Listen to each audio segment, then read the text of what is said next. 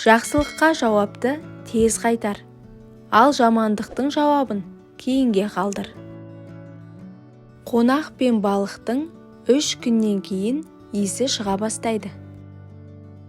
Адам тым болмаса әуесқойлық үшін өмір сүру керек. Махаббат қандай тәтті болса да, одан компот қайната алмайсың. Алыстан барлық адам жаман емес. Ата-аналар балаларына сөйлеп үйретсе, балалары сөйлемеуге үйретеді. Егер әйелдер аз сөйлесе, еркектер көп нәрсе тындырар еді. Жақсы сөйлегеннен үндемей қалу қиын. Әлем адамның көптігінен емес, жоқтығынан құриды.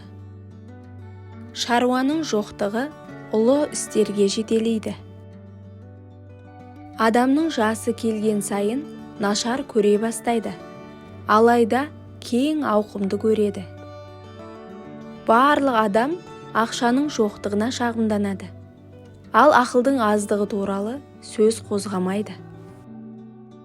Текенің алдыңғы жағынан, аттың артқы жағынан, ақымақтың жан жағынан қорқу керек. Баласы жоқ адамдар балаларды жақсы тәрбиелейді. Қорыққаннан өлгенше, күлкіден өлген артық. Шашыңызға ақ түссе, даналық емес, қартайғанның белгісі. Тәжірибе деген адам өзінің жіберген қателіктерін айтатын сөз.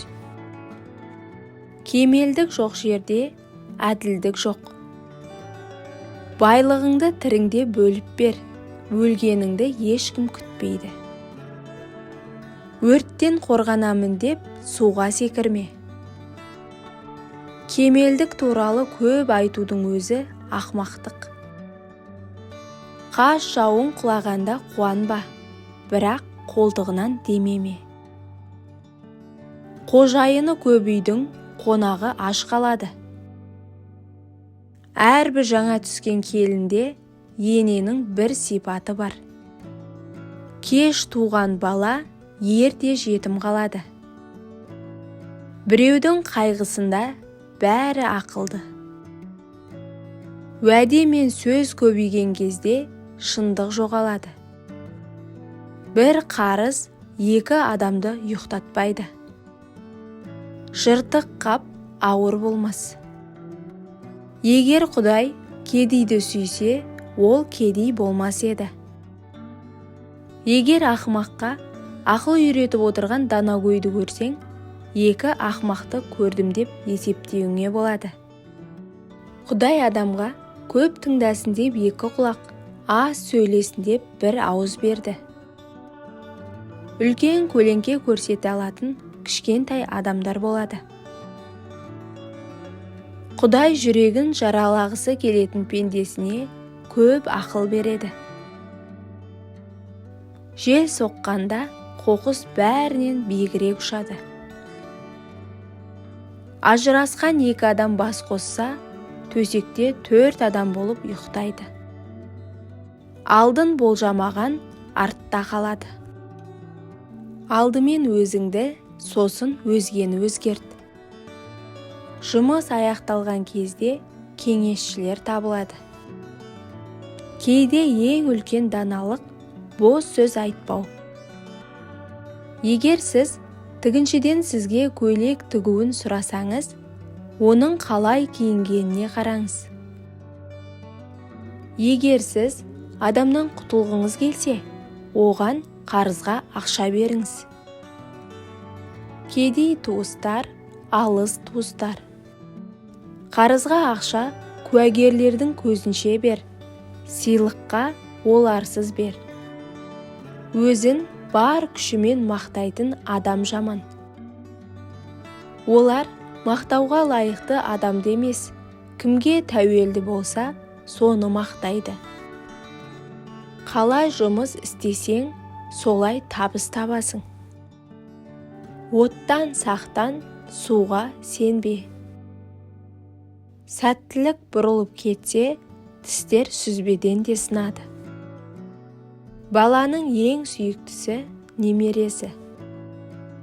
Дау-дамай кезінде екі жақтың да пікірі тыңдалу керек. Шебер болмас бұрын шәкірт болу керек. Жұмыс саған керек болғаннан гөрі, жұмысқа сен керек болғаның жақсы. Әңгімелесушінің менмендігі әңгімеге кедергі келтіреді. Екі ит сүйекке таласып жатқанда, мысық оны алады. Ақша жоқ, жалқау болма, ақшаң бар, мақтанба. Жамандық келмейінше, жақсылық бағаланбайды. Күштілер саусағымен, әлсіздер жұдырықтарымен қорқытады. Ақылды адам қиын жағдайдан қалай шығу керектігін біледі, ал дана оған түспейді. Өзіңнің күнәларың тез ұмытылады. Егер мәселені ақшамен шешуге болатын болса, онда бұл мәселе емес, шығындар. Есікті қатты құлыпта, сонда көршіңді ұры демейсің. Өткенін мақтан тұтатынның бүгін мақтанатын ештеңесі жоқ. Теңізден құмырамен су алсаң, теңіз суы одан азаймайды. Балалар мен ақымақтар шындықты айтады. Жалғыз жейтін жалғыз өледі. Кім өзі үшін жұмыс істемесе, ол басқа үшін жұмыс істейді. Ақша барда ақымақ ақылды болып көрінеді. Көп айтқан адам көп қателеседі. Ата-ана баласын мақтамауы керек, оларға ешкім сенбейді.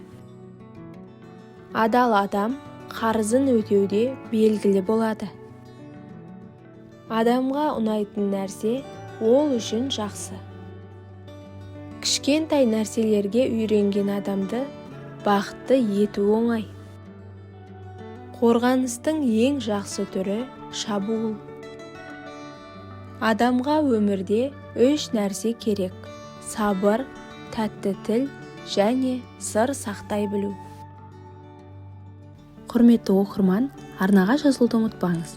Және де пікір бөліміне өз ойыңызды жаза кетіңіз.